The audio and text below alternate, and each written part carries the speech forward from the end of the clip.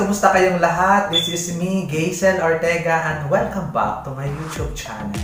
Ang pag-uusapan natin ngayong araw ay yung pinakamagandang Pilipina na ipadala ng Philippines sa Miss Universe Beauty Pageant. Para lang to sa akin. Para sa akin, ito yung mga pinakamagandang Pilipina na ipadala ng Pilipinas sa Miss Universe Beauty Pageant.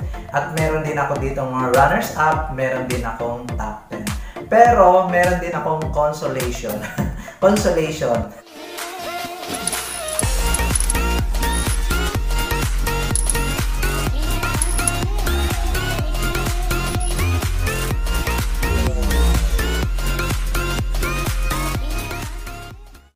Ito yung mga consolation ko. Miss Gloria Diaz, Miss Universe 1969. Miss Margarita Moran, Miss Universe 1973. Miss Pia Wurtzbach, Miss Universe 2015. Miss Catriona Gray, Miss Universe 2018. Baka sabihin niyo hindi ko sinama sa mga pinakamagagandang Pilipina na pinadala sa Miss Universe. Kaya consolation muna sila. Yes. Ito po yung mga runners-up ko sa mga magagandang Pinay na ipinadala ng Pilipinas.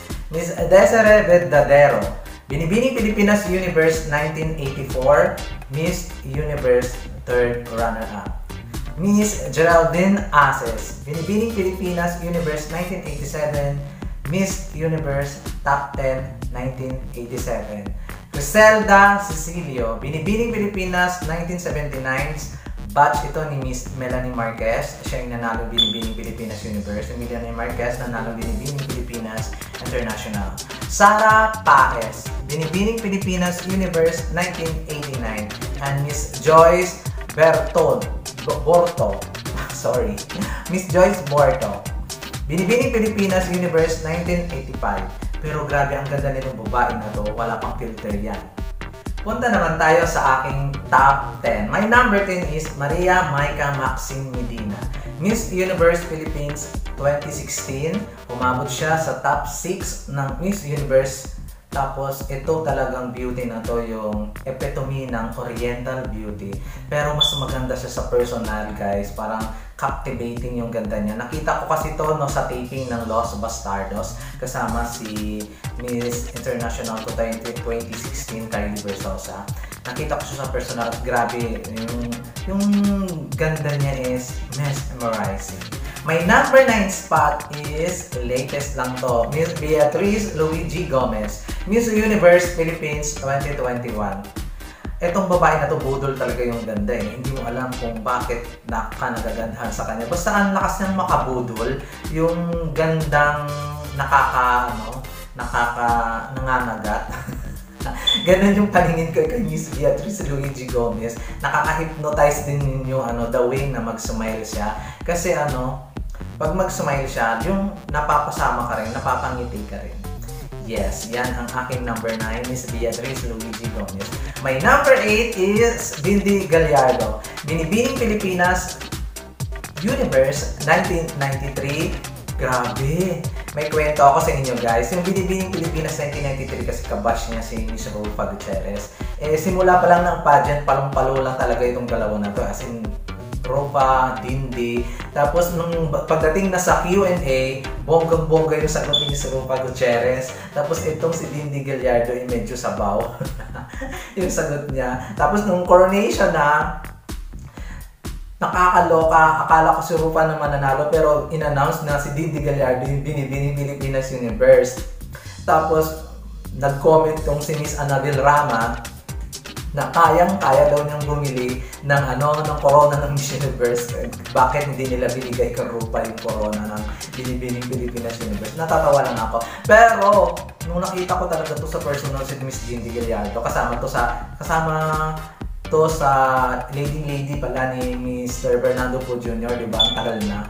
Nakisut-sut talaga ako doon. Nakita ko siya sa personal. Grabe. Kaya pala, napaisip talaga ako. Kaya pala natalo si Rufa Gutierrez kasi sobrang ganda niya talaga sa personal. Yung wow, mapapaganon ka talaga. Na my number 7 is Nina Richie Alagao, Binibining Pilipinas 2000. Asawa to ni Michael Flores, yung comedy actor natin dito sa Pilipinas.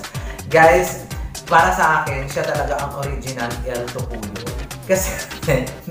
Kasi ba naman, nung nanalo siya ng Binibining Pilipinas, talagang inabangan din siya ng universe. Talagang, wow, talagang palong-palo, taga-front runner talaga siya bago siya pumunta sa Cyprus. Ang pagdating sa Cyprus, ganun din, Philippines, kasi nga si Miriam Kiambao na first runner-up noong 1999, tapos eto, 2000 na is si Nina Ricci Agalagao. Kaya, ang ganda din talaga nito, yung katawan at saka yung communication skills, matalino, everything, pasarela, lahat na nasa kanya. Ang ending, hindi siya nakapasok sa top 10, pati yung host ng Miss Universe, where is Philippines.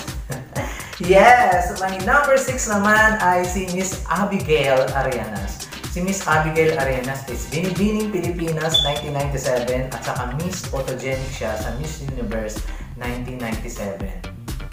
Alam mo yung ganda, sophisticated. Oh my God, nung nakita ko siya sa personal, parang hindi siya dinapuan ng lamok ever. Parang ganun. At saka, siya ang original Alta na beauty queen. Ganun siya kaganda sa nung makita ko sa personal. Yung, oh wow, wow ka na lang talaga. Yan po si Miss Abigail Arenas. My number 5 is Mary Jean Lastimosa. Binibining Pilipinas Universe 2014 at saka Miss Universe Top 10 2014.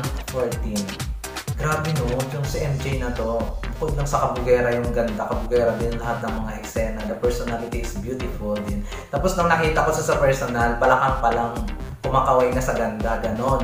Tapos nakita ko, nung nakita ko yung mukha niya, messy, yung hair, walang makeup, tapos basta magulo siya pero sobrang ganda niya, grabe. Yung, grabe, ganon.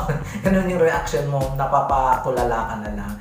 My number 4 spot sa pinakamagandang Pilipina na pinadala sa universe ay si Maria Rosario Chatzilayan. Itong si Maria Rosario Chatzilayan ang nag-iisa dito sa top 10 ko na hindi ko pa nasilayan.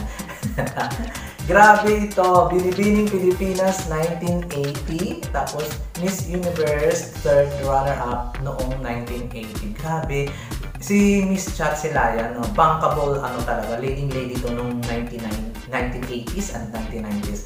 Ganon siya, pero hindi ko siya nakita, so sad. Pero maganda pa rin, tingnan mo naman guys, yung picture. So sad, pero namaalam na kasi siya. My number 3 spot sa pinakamagandang Pilipina na pinadala sa Miss Universe ay si Miss Eileen Leng Damiles. Grabe, Binibining Pilipinas 1996, Miss Universe Miss Photogenic 1996. At guys, tingnan nyo, sobrang ganda na talaga. Tapos, kabady niya si Miss Universe Venezuela na nanalo din at that time na Miss Universe 1996. Tingnan mo, mas maganda pa si Eileen Damiles sa nanalo Miss Universe. Diba? Wala na akong masabi sa ganda na, tapos yung nakita ko siya sa personal, lagi kasi siyang nakasmile, smile sa lahat ng taong nakakasalubong niya. Ganon yung yung attitude niya.